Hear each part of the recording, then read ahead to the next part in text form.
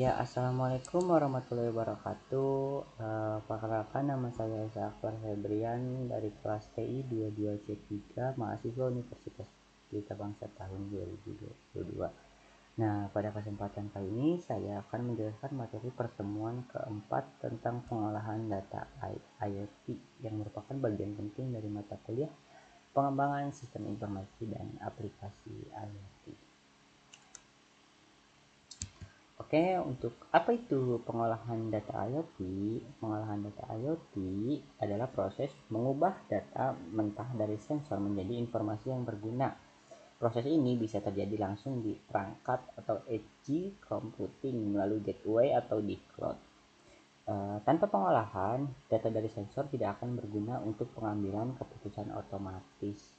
Ini untuk fungsinya, yang pertama itu mengubah data mentah menjadi informasi berguna, yang kedua ada terjadinya pada edge device, gateway atau cloud, dan yang ketiga membantu menghasilkan tindakan otomatis. Selanjutnya masuk ke tahapan pengelolaan data IoT.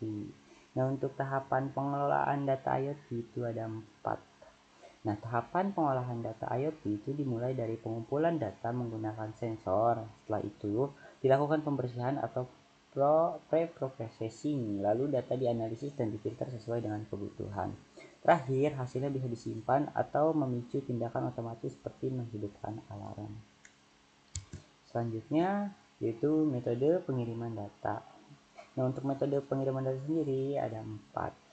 Nah, dalam sistem IoT, data dikirim melalui berbagai metode. Publish subscribe adalah model umum seperti pada MQTT. Request response cocok untuk interaksi langsung. Batch processing digunakan untuk efisiensi, dan data penting bisa dikirim lebih cepat menggunakan metode prioritas atau prioritization. Selanjutnya untuk penjelasan metode, yaitu ini adalah penjelasan dari metodenya. Nah, ilustrasi ini membantu kita memahami kapan metode-metode itu digunakan. Misalnya, sistem keamanan rumah menggunakan request response dan prioritizing untuk mengirimkan notifikasi jika ada orang masuk.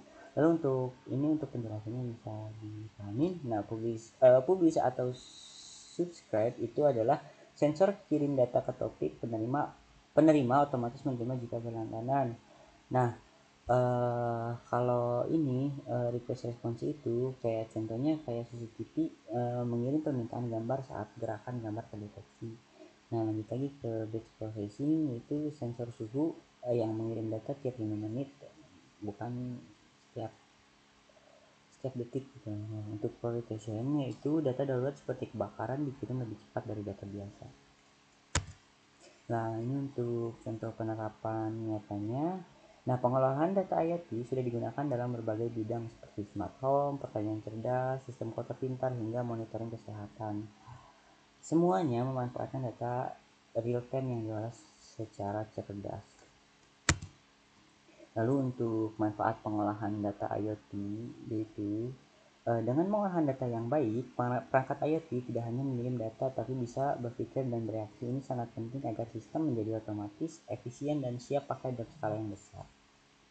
Nah, ini untuk manfaatnya sendiri ada 5 ya: efisiensi yang tinggi, respons cepat terhadap kejadian penting, penghematan bandwidth, otomatisasi sistem analisis data jangka panjang. Lanjut, nah ini untuk tantangan pengolahan data. Namun tentu saja ya, di balik IoT yang canggih pasti selalu aja ada tantangan, apalagi dalam mengolah data.